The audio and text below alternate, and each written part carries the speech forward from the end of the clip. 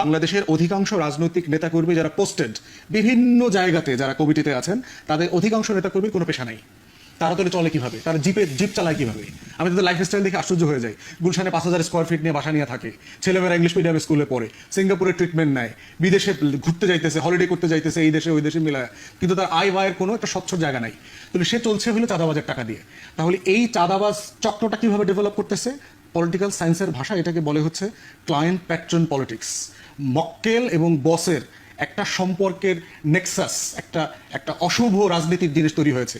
একটা group of people, বাংলাদেশে বিশাল মানে বেকার জনগোষ্ঠী আছে, এই ছেলেমেয়েগুলো কি করবে, কোথায় যাবে? কিছু না কিছু করে খায়। তো ধরেন ওরা আপনি একটা এলাকা দিয়ে দিলেন যে আপনি এইখানে যাবেন, এই 10টা দোকান থেকে তুমি চাঁদা তুলবা। এই চাঁদার একটা অংশ হচ্ছে পুলিশ পাবে, প্রশাসন পাবে, রাজনৈতিক বড় ভাইরা পাবে। এই বড় ভাইদের এই চক্র পুরো পেশাই হচ্ছে এই চাঁদাবাজির উপর নির্ভর করছে। এখন চাঁদাবাজি করতে হইলে আমার তো একটা ব্যানার দরকার, আমার তো একটা ক্ষমতা দরকার। কারণ আমাকে যদি পুলিশ ধরে, আমি যদি এরকম একটা মামলায় পরে আমাকে ভিতরে যাওয়া লাগে, আমি যদি আবরার ফাহাদরে খুন করে পরে আমার যাবজ্জীবন হয়, আমার বাঁচাইব কে? আমারে বাঁচানোর জন্য তখন আমার রাজনৈতিক বস লাগে। তো বসরে আমি কি বলতেছি, তোমার মিছিলে আমি লোক নিয়ে আসবো, তোমার হয়ে আমি অমুকরে পিটামু, তোমার হয়ে আমি অমুকরে মারবো, অমুক জায়গা থেকে টাকা তুলে দিব, আর তুমি আমি বিপদে পড়লে আমারে বাঁচাইবা, আমার যেন মামলায় না নেয়, আমার প্রোটেকশন দিবা, আমার একটা পদ পদবি দিবা। এই চক্রের নাম হচ্ছে ক্লায়েন্ট প্যাট্রন পলিটিক্স। এটাই হচ্ছে এটারই ফল মিটফোর্ড হত্যাকাণ্ড বলেন আপনি মনে করেন? এটা একটা বড় জায়গা, এটা একটা বড় জায়গা। ডক্টর আসাদুজ্জামান ফুয়াদ, আপনার কি মনে হয় এটা কি রাজনীতির মানে ইমরান সাহেব প্রিন্স যেটা বললো যে এটা রাজনীতির বিষয় না, আপনি কি তাই মনে করেন? এটা কি শুধু আইন শৃঙ্খলার সমস্যা, না ভাগ বাটোয়ারার ইস্যু, না এর ভিতর রাজনীতি আছে? এখানে অনেকগুলো বিষয় একসাথে জড়িত আর কি।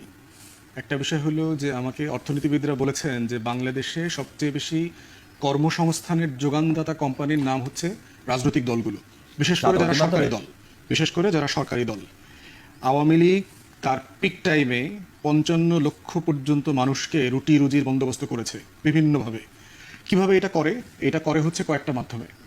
এটা একটা জায়গা হচ্ছে, দেখবেন যে ডিশের ব্যবসাটা কোনো রাজনৈতিক দল কখনো কর্পোরেট মেকানিজমে আনে না, কিন্তু আমি তো ডিশ ব্যবহার করতেছি, আমাকে এটা একটা এসেনশিয়াল সার্ভিস, আমাকে ব্যবহার করতে হচ্ছে।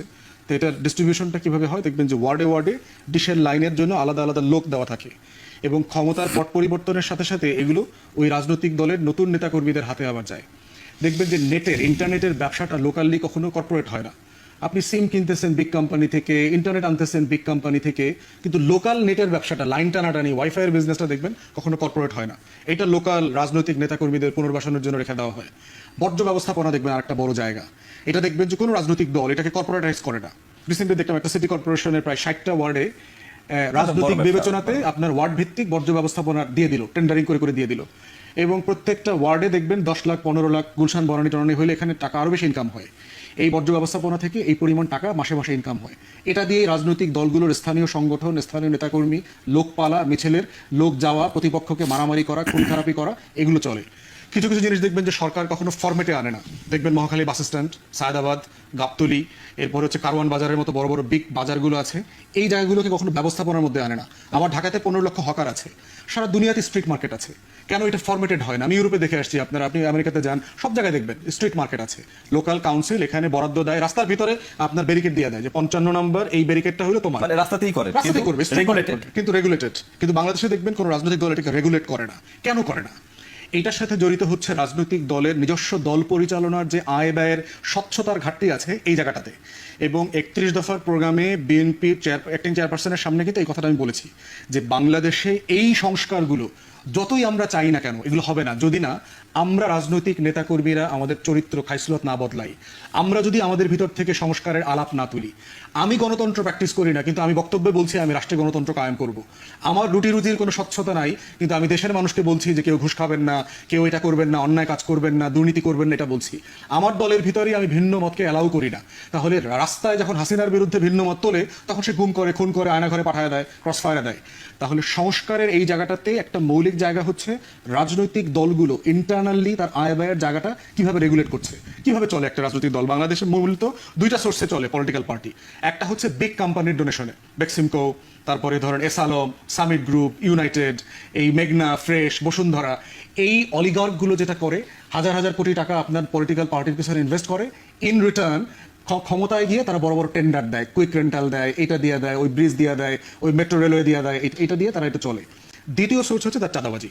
বাংলাদেশের অধিকাংশ রাজনৈতিক নেতাকর্মী যারা পোস্টেড বিভিন্ন জায়গাতে যারা কমিটিতে আছেন, তাদের অধিকাংশ নেতাকর্মীর কোনো পেশা নাই। তারা তাহলে চলে কিভাবে, তারা জিপ চালায় কিভাবে?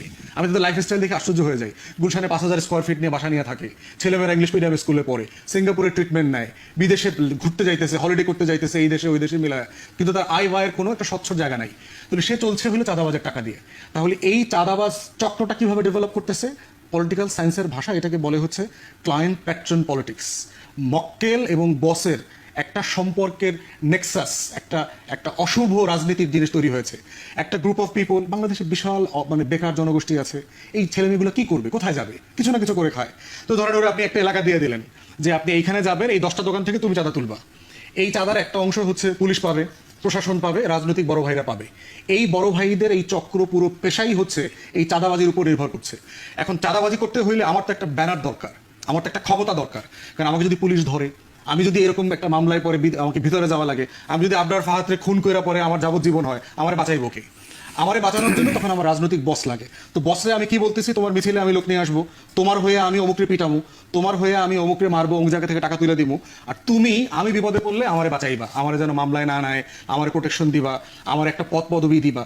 এই চক্রের নাম হচ্ছে ক্লায়েন্ট প্যাট্রন পলিটিক্স। এটাই হচ্ছে তৃতীয় বিশ্বের রাজনীতি। এটারই ফল মিটফোর্ড হত্যাকাণ্ড বলেন আপনি মনে করেন? এটা একটা বড় জায়গা, এটা একটা বড় জায়গা, এবং এই জায়গাটা রাজনৈতিক দলগুলোকে অ্যাড্রেস করতে হবে উইথ অনেস্টি, যে এই সমস্যাটা আমাদের আছে, এইটা স্বীকার করে এটা অ্যাড্রেস করতে হবে। যদি আমি সিম্পলি মনে করি যে না ভাই আমি তো দায়ী না, এটা বিচ্ছিন্ন ঘটনা, এটাকে তারেক রহমান করাইছে, অবশ্যই করে নাই। এটা তারেক রহমানের তো এটা অসংখ্য ক্ষতি। বিএনপির নেতাকর্মীদেরকে 3 দিন ধরে সব কাজ বাদ দিয়া খালি মিটফোর্ডের এটার উত্তর দেওয়া লাগতেছে। তো কিভাবে একটা দল এই কাজ করে? অবশ্যই করে না এটা। কিন্তু প্রশ্ন হচ্ছে দল কি আরো বেটার পারফর্ম করতে পারতো কিনা? যখন এসালামের 200 কোটি টাকা নিয়ে একটা দলের বড় গুন্ডা টাইপের একটা নেতা যখন ব্যাংক দখল করতে গেল, দল কি সিরিয়াস অ্যাকশন নিয়েছে? না নেওয়ার কারণে কি আমি মেসেজ দিলাম কিনা যে না ঠিক আছে চাঁদাবাজি করতে পারেন? তাহলে ওইটাতে অ্যাকশন নিলে পরে কি আমার 4,000 নেতাকর্মীকে বহিষ্কার করা লাগতো? এটাও দলকে তার সার্কেলে তার বডিতে আলোচনা করতে হবে। মূল্যবোধের ঘাটতি আছে। শুধু কি বিএনপির লোকরা চাঁদাবাজি করে ধরা খাচ্ছে? মসজিদের ইমাম সাহেবকে কোপানো হয়েছে না? এটার সাথে কি বিএনপি জড়িত না? তাহলে এই ঘটনাটা কেন ঘটলো? তাহলে প্রত্যেকটা ঘটনা, আবার খুলনাতে দেখেন যুবদলের নেতা খুন হয়েছে, তো তাকে তো আর বিএনপি খুন করে নাই। তাহলে হচ্ছে এই বিষয়টা সামগ্রিক ইস্যু আকারে আমাকে বুঝতে হবে, তা না হলে যেটা হবে আমরা সমাধান করতে পারবো না। এখানে রাজনৈতিক উপকরণ আছে, এখানে রাজনৈতিক উপকরণ আছে, সামাজিক মূল্যবোধের ঘাটতি আছে, আর্থসামাজিক বাস্তবতা আছে, কোটি কোটি তরুণের বেকারত্বের বাস্তবতা আছে, আর সামাজিক জায়গা থেকে অ্যাড্রেস করবার ঘাটতি আছে, রাষ্ট্রেরও ব্যর্থতা আছে।